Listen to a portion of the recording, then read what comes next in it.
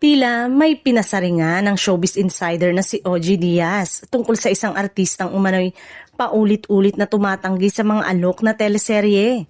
Sa kanyang naging pahayag, umani ito ng atensyon mula sa netizen dahil sa tila matapang at diretsahang mensahe na may patama sa isang individual sa industriya.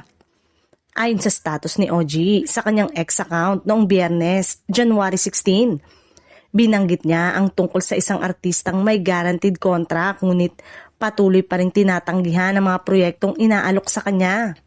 Dahil dito, iginit ni OG na may kaakibat itong consequence pagdating sa bayad.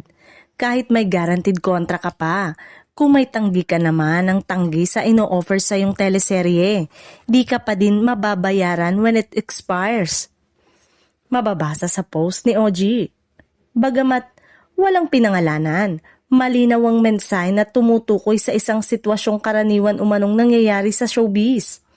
Dahil sa naturang pahayag, hindi napigilan ng ilang netizen na magtanong at maghinala kung sino ang tinutukoy ng showbiz insider.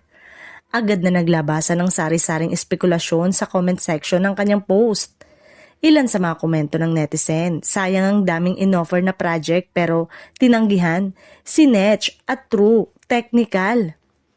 Meron ding nagsabing, dati ang daming ganyan, yung mga ayaw malagay sa afternoon slot, yung teleserye nila kaya umaayaw. Habang ang iba naman ay nagbanggit ng pangalan ng ibang artista gaya ni Enrique Hill.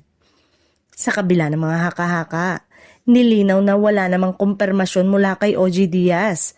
Kung may tiyak talaga siyang pinagtutungkulan.